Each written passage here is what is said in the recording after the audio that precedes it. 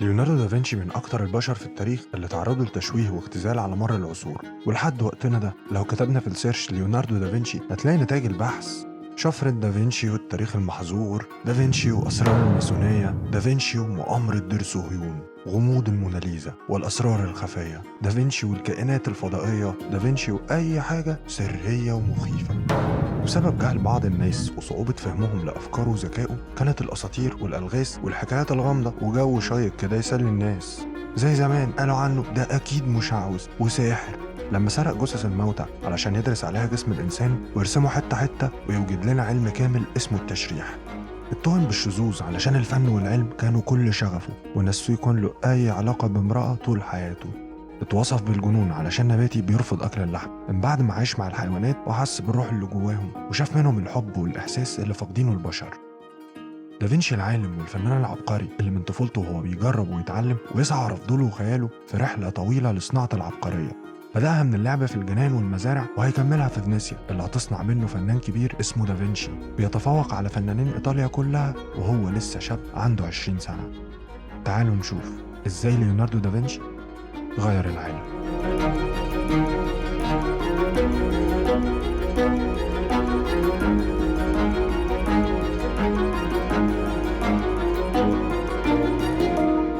ليوناردو بقى عنده 12 سنة والجد تعيش انت، والطفل اللي كان بيلعب في حقول وجنان فينشي البلد الصغيرة كبر وبقى عايز يخرج للعالم.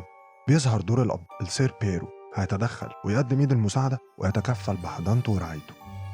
بيسافر ليوناردو في سنة 1564 لفلورنزا مع أبوه اللي بدأ فجأة يهتم بيه ويحس ناحيته بشيء سحري بيبشر بوجود موهبة عملاقة داخل هذا الابن الغير شرعي. وبقى يقول لنفسه شكله هو اللي هيعملها في ولادي ويخلينا اتباهى وسط صحابي في طبقة النبلاء. ما عرفش ان صاحبنا رايح يشهر ايطاليا كلها. المهم فلورنزا هتكون نقطة التحول، البوابة السحرية اللي هتاخد ليوناردو للشهرة والمجد. بس لسه باقي شوية. بينبهر ليوناردو بالمدينة وجمالها، شوارع كبيرة ومباني فخمة وطبقات جديدة من الناس أغنياء ونبلاء، عالم كبير مفتوح قدامه. بعد وقت بقى ليوناردو 14 سنة والعالم الكبير اللي كان بهره بقى بيحسسه بصغره وبيواجهه بحقيقة إنه ملوش مكان فيه. مش هيشتغل قاضي عدل زي أبوه ولا عنده تعليم يخليه يشتغل في وظيفة من وظائف المرموقة في المجتمع زي باقي إخواته الشرعيين اللي هم بالمناسبة 9 ولاد و3 بنات. لا وإيه كلهم هيورثوا في تركة العائلة ما عدا هو، ومش هيبقى متاح ليه غير إنه يشتغل في وظيفة من وظائف الدرجة التانية، يعني خباز، طباخ، حداد، عامل بناء. هو حظه بقى. بيكتئب ليوناردو وينطوي على نفسه وبيفتكر قريته الصغيرة وهوايات الطفولة. فينك يا حياتي القديمة، الحيوانات والطبيعة والرسم، المكان الوحيد اللي كان بيلاقي فيه نفسه بعيد عن القلق وصراعات الهوية اللي ما بترحمش. بيقضي ليوناردو معظم وقته وحيد منعزل بعيد عن الناس، مفيش علاقات ولا بأهل ولا أصحاب، والوقت طويل والفراغ مزعج. طب والعمل بعد ما اتقفلت؟ الحل والمخرج الوحيد كان في هواية زمان يرجع يرسم ويشخبط من تاني، لكن المرة دي بعقل أكبر وأنضج ومشاعر مراهق غضبان من العالم. لحد ما في يوم لطيف بيروح ميسيو بييرو لأوضة ابنه المختفي يقعد معاه شوية ويطمن على أحواله، وزي ما يكون قلبه حاسس بيقابله ليوناردو بالمشهد المنتظر. الولد اللي بدأ يبقى شاب في ال15 منهمك في الرسم في وسط فوضى من الورق وأقلام الفحم، حواليه سكتشات في كل مكان بتصور حيوانات في أوضاع مختلفة ونباتات، وكتير منها كان مجرد محاولات شخبطة وصور مش كاملة، لكن الرسم كان فيه شيء سحري بيحرك المشاعر وبيعلن عن ميلاد فنان عظيم. على طول السير بييرو رجل الطبقة النبيلة بيفتكر أصدقائه المرموقين، ناس بتفهم في الفن والثقافة. لو عرض عليهم أعمال ليوناردو هيأكدوا له إذا كان فعلا الولد بيبشر بموهبة مش عادية زي ما هو فاكر ولا دي شوية شغبيته والسلام.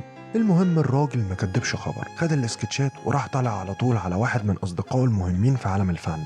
صديقه ده بقى يطلع مين؟ الفنان أندريا ديل فيراكيو اللي بيعجب برسم ليوناردو وبيأكد على ميسيو بييرو بضرورة دراسته للفن.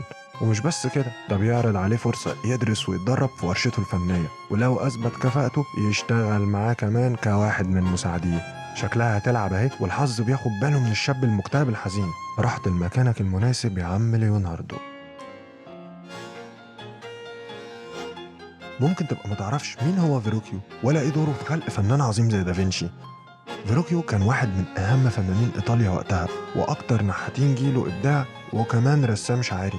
المؤرخين بيعتبروه الأب الروحي لعصر النهضة، ده غير إنه كان الرسام والنحات الخاص لبلاط عائلة لورينزو دي ميديتشي، العيلة الحاكمة وأغنى عائلات فلورنسا على الإطلاق.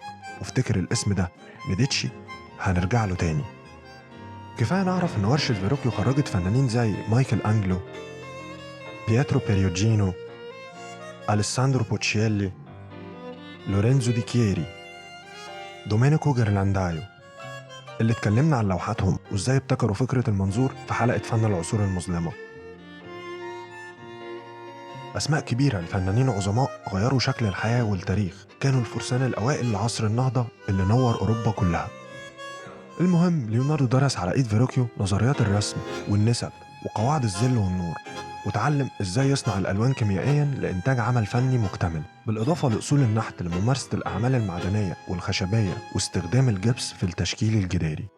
ليوناردو كان مميز بفضوله الغير محدود للتعلم والتجربة، وده اللي هيوصله في وقت قصير يشارك فيروكيو شخصياً في إنتاج أعماله المهمة، ومن هنا هتكون الانطلاقة. تمثال داوود البرونزي المستوحى من قصة الراعي التوراتي اللي قتل جالوت العملاق وأنقذ شعبه، والتمثال موجود دلوقتي في المتحف البريطاني. بيستخدم فيروكيو ليوناردو كموديل لتمثال، وده بيدينا أول فكرة عن شكل ليوناردو دافنشي الشاب في بداية عمره بجسمه المتناسق وشكله الجميل للحالم وشعره المجعد، ومرجح إنه ساعد فيروكيو في إنهائه وما اكتفاش بس بدوره كموديل.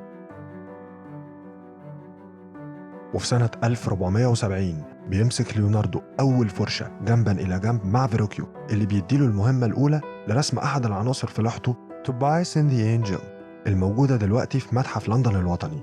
من خلفية ليوناردو مع الطبيعة وحبه الرسم الأسماك والحيوانات من الطفولة بتبان المهارة في رسمه للسمكة وكأنها بتتحرك بتحاول الهرب، بيحس بيها وبيتخيل خوفها اللي ظاهر في نظرة عينيها المفزوعة ورعبها من مفارقة الحياة وهي بتاخد أنفاسها الأخيرة. والكلب الصغير بنظرته المحيرة شفاف متماهي مع الخلفية في إشارة واضحة إنه حيوان ملائكي، وأكن ليوناردو بيحاول يقول أنا مش مجرد رسام عادي، أنا برسم بإحساس وخيال يتجاوز مجرد الشكل المتقن. الوقت ده في النص الثاني من القرن ال14، فلورنسا كانت في وسط ثورة فكرية وموجة تنويرية كبيرة بتقلب الترابيزة على كل الأفكار القديمة اللي بتيجي في سكتها، وكانت كلمة السر والمفتاح لعصر النهضة هي ميديتشي، العيلة الغنية اللي بتنشأ أول بنك وشبكة مالية ضخمة في كل أنحاء أوروبا وبتحكم فلورنسا القرنين من الزمن. ولحسن حظنا كانت العائلة بمختلف أسرها من عشاق الفنون، وأسرهم كانت بجمال وفخامة المتاحف بتزينها المنحوتات واللوحات في كل مكان. ميديتشي بدعمها المالي للفن والسند المعنوي الكبير خلقت بيئة ثقافية وسياسية سليمة خلت الفنانين يوصلوا لأقصى درجات الإبداع ويكون عصر غير عادي لازدهار الفنون.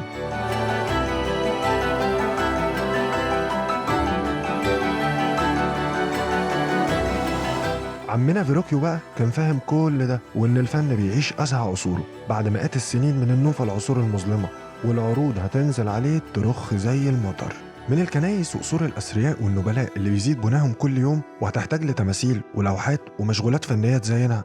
وعشان كده كان بيدرب ويعلم شبان فنانين يساعدوه في إنهاء القطع الفنية الكتير اللي هتطلب منه. وده اللي حصل في يوم من سنة 1472 لما تلقى فيروكيو تكليف من دير فالمبورزانو في بلدة سان سالفو برسم معمودية المسيح الشهيرة على إيد يوحنا المعمدان في نهر الأردن. وكان فيروكيو في وسط زحمة أوردرات أهمها صناعة تمثال برونزي للقائد والمحارب المغوار بارتولوميو كوليوني في البندقية المعروف عالمياً بأنه واحد من أهم روائع الفن. طب هيوكل مين بمهمة إنهاء اللوحة؟ ليوناردو بيطلب تولي المهمة وبيوعد بإنجاز لوحة الكل هيتحكى عنها. فيروكيو كان صعب يوكل حد من تلاميذه بإتمام مرحلة مهمة في اللوحة زي الوجوه والتعبيرات وأبطال العمل، وبصفته رئيس الاستوديو والأوردرات بتيجي على اسمه فكان بيقوم بتصميم الفكرة وتوزيع الكتلة وأماكن الشخصيات، وبيسيب لتلاميذه المساعدين مناطق في الخلفية والملابس وأجزاء صغيرة ثانوية مش هيكون لها تأثير واضح في بنية اللوحة. لكن المرة دي اللي ناقص شخصية كاملة الملاك في مقدمة اللوحة وأجزاء كبيرة من الخلفية وتفاصيل مهمة زي إيد المسيح اللي في نص اللوحة أول مكان بتقع عليه العين. ليوناردو بقى ما كانش عايز يرسم بس بشكل مثالي متقن يعجب عمنا فيروكيو، لا ده كان عايز يقوم بعمل مثالي يتحدى فيه كل الفنانين اللي رسموا من قبله.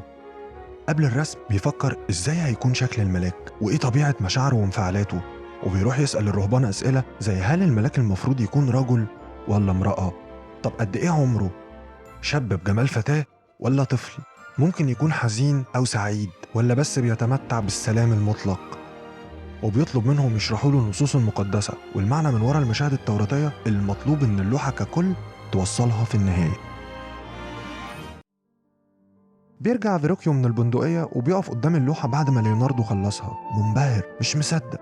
التمثيل الساحر لملاك ليوناردو ومهارته في تصوير كائن سماوي، الملامح أكنها ذات أصول إلهية، رشاقة الجسم ودقة خيوط الشعر الذهبي بتاخدوا حالة الدراما اللونية وتوزيع الظلال والضوء اللي خلقت حالة مسرحية جوه اللوحة. مش عارف يفرح لتفوق تلميذه اللي علمه ولا يتضايق بعد ما شخصياته بانت ضعيفة خالية من الحياة، بالذات ملاكه الملاصق لملاك ليوناردو اللي بيظهر وكأنه مجرد طفل بشري حزين. من تتبع المؤرخين لفرشة ليوناردو في اللوحة من خلال ابتكاره أسلوب استخدم فيه تقنية جديدة في التلوين بأكتر من طبقة زيتية، وده كان عكس التلوين التقليدي بطريقة تمبرا اللي استخدمها فيروكيو في باقي اللوحة واللي كان سائد وسط الفنانين وقتها، زي تفاصيل الطائر الأبيض اللي بيصور الروح الإلهية والسلام، وعكسه في الطائر الهارب كرمز للشرور بمنقاره الحاد ومخالبه الجارحة. مناطق كبيرة من النهر اللي بتبين قدرته على رسم صفاء الماء وانكسار الضوء فيه وتأثير كل ده على الأشكال زي ما باين لنا في أقدام المسيح بين الحجارة. في الخلفية بيبتكر مفهوم جديد للهورايزون بيحسسنا بالتلاشي زي الحقيقة بالظبط، مش مجرد منظور بعيد وخلاص. ليوناردو بيظهر جنون غير عادي في الاهتمام بالتفاصيل اللي خلقت وحدة وانطباع قوي بالحركة ودراما بتمسك المشهد كامل. زي ما قال في أحد مذكراته: الطبيعة لا ينقصها جمال لأنها تتكون من تفاصيل اللانهائية، لا توجد ورقتان لأي نبات يشبهان بعضهما.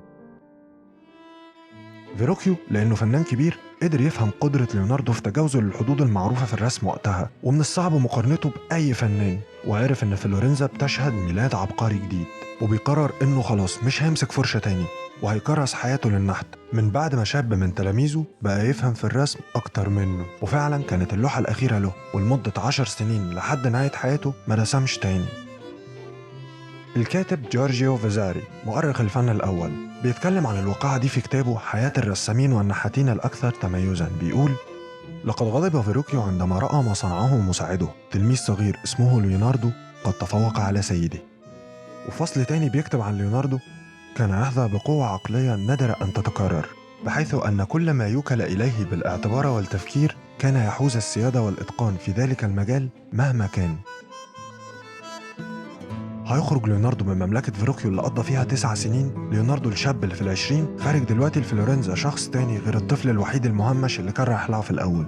دلوقتي ليوناردو عنده صداقات بنبلاء وأفراد من الأسرة الحاكمة، صداقات ومعرفة قوية بأهم الفنانين زي فيروكيو وبوتشيلي وبريوجينو اللي درس معاهم، أصدقاء معماريين ورياضيين ليهم أسماء كبيرة وكتاب وشعراء وكمان موسيقيين.